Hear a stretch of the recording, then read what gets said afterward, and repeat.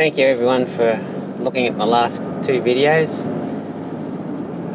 This one I'm doing because I've owned the vehicle for 4-5 months now, and just thought I'd give you the insight on things I've learnt, where the battery is, the off-road towing, recovery spots,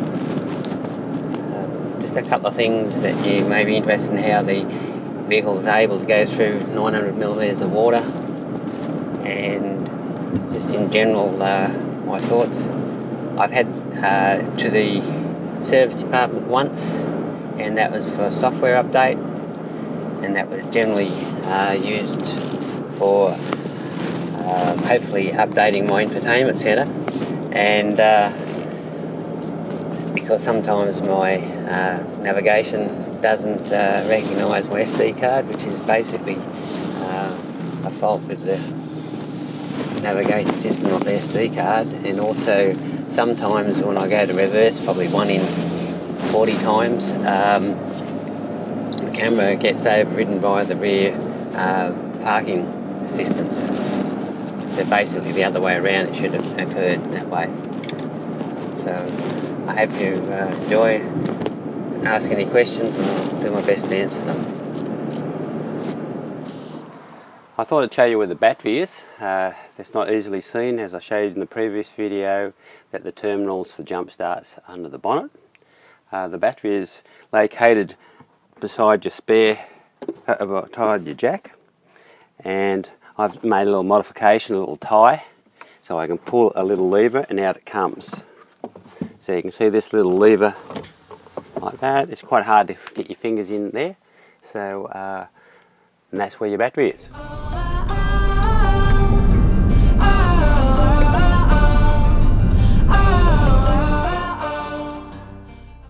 I thought I'd show you some of the menus in the centre dash control. To do this, you just simply push the start button. As you can see, we have the instruments light up. We use here to get to the different menus. So I've pushed it twice to get it into this area, and you can go through the menu to do your trip meter and your displays, vehicle settings, vehicle information, and this is how you tell how to check your oil. You go down to here. The trick is here that the oil has to be, the car has to be stopped for 10 minutes before you can check the oil. So it's important that you know that, because you can't get it. To go back, you hit the left button, and the next service is interesting because it also tells you your AdBlue remaining left in the vehicle.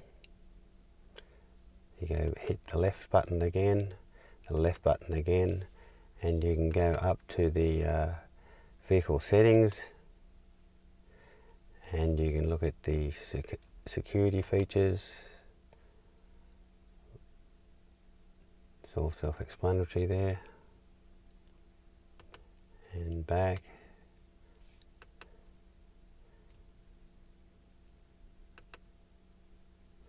And the trip meter I've used. So you can check your display to see whether you want trip A or trip B. To clear the trip meter, you just simply press the end of the stalk on the left hand side. And another interesting place that things show up is on the echo data, and the echo data will show you the impact of your air conditioning, which is 1.5 litres per hour. The driving style is interesting in as much as it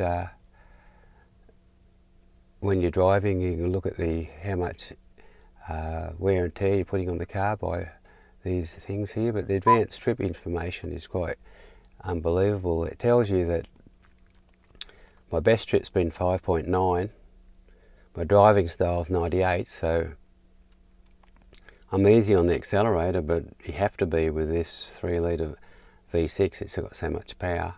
And you can see the last trip was 10.7. That was simply a trip of 2 kilometres or possibly 3 kilometres downtown and to the coffee shop and back.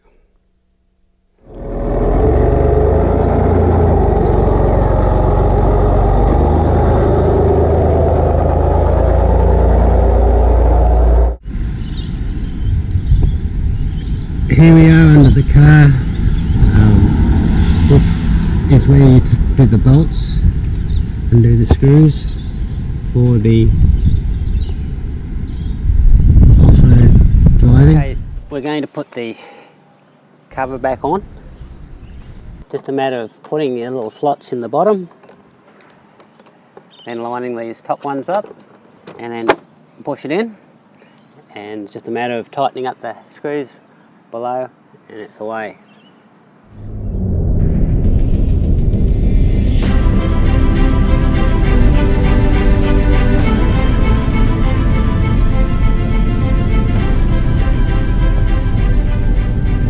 The Discovery has a 900mm of wading depth, and how they achieve this is quite ingenious.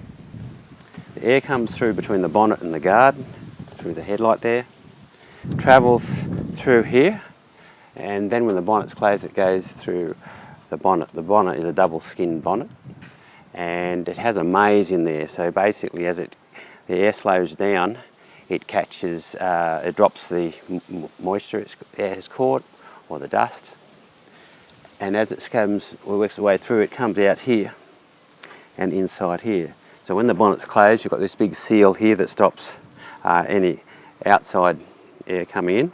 Goes through this section here. There's another chamber in here to catch any leftover water. Then you have your airbox and then into the engine. So when you consider a car that hasn't got a snorkel and it's not a pumped up Mancho type 4-wheel drive, it's quite amazing the depth it will go through. Just another interesting thing that makes a Discovery a Discovery.